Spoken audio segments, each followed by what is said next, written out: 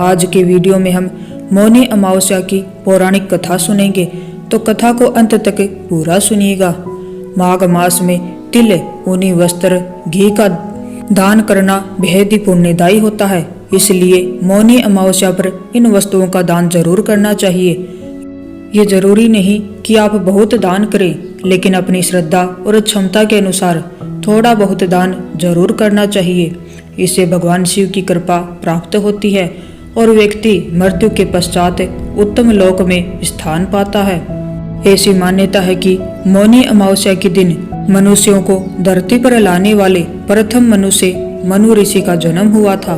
मनु ऋषि के नाम से भी इस व्रत का नाम मौनी अमावस्या है।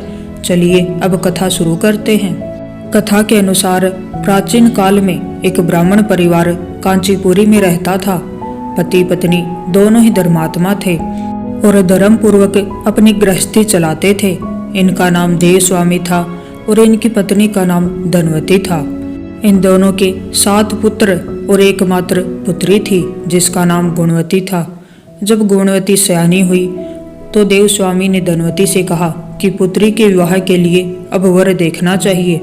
ब्राह्मण ने अपने छोटे पुत्र को बहन गुणवती की कुंडली दी और कहा कि ज्योतिषी से इनकी कुंडली दिखा लाओ, जिससे गुणवती के विवाह की बात आगे चले।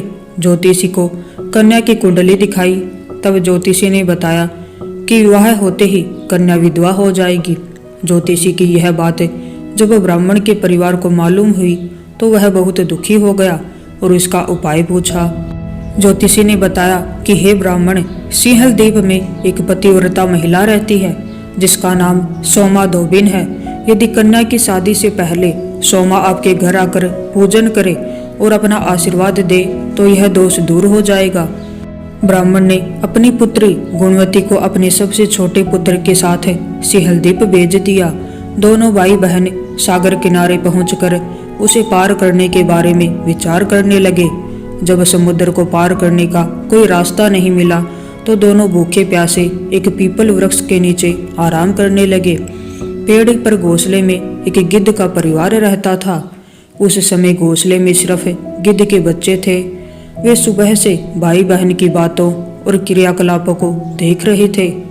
शाम के समय जब गिद्ध की माता बच्चों के लिए भोजन लेकर घोंसले में आई तो बच्चों ने पेड़ के नीचे लेटे भाई बहन की कहानी माता को बताई।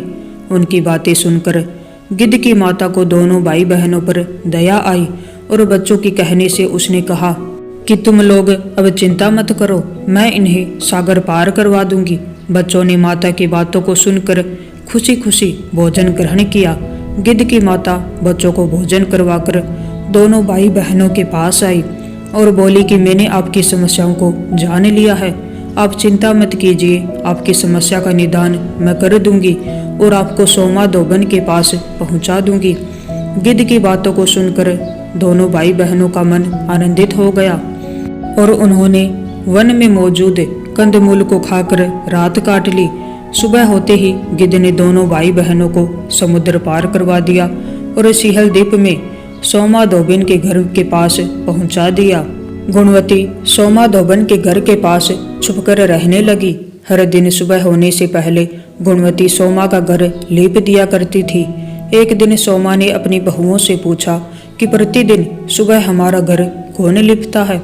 बहुओं ने प्रशंसा के लोभ से कहा कि हमारे अलावा यह काम और कौन करेगा।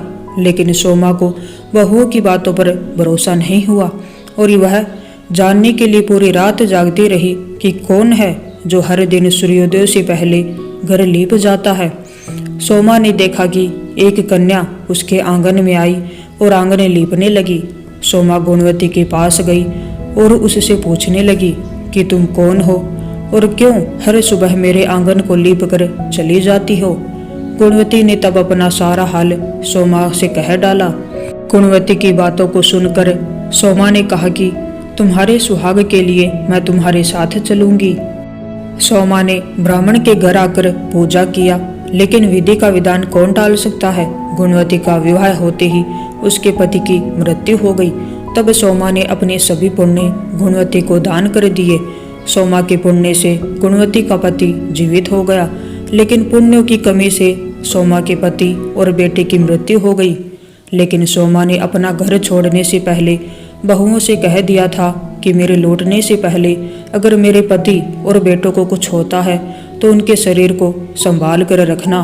बहुओं ने सास की आज्ञा को मानकर सभी के शरीर को संभाल कर रखा। उधर सोमा ने सिंहलदीप लौटते हुए रास्ते में पीपल के वृक्ष की छाया में विष्णु जी की पूजा करके 108 बार पीपल की परिक्रमा की। इसके पुण्य के प्रभाव से सोमा के घर लौटते ही उसके पति और बेटे फिर से जीवित हो गए। इसलिए मौनी अमावस्या के दिन व्रत करने वाले लोगों को कथा सुनकर पीपल की 108 बार परिक्रमा जरूर करनी चाहिए। तो ये थी मौनी अमावस्या की पौराणिक कथा। अगर आपको कथा अच्छी लगी हो तो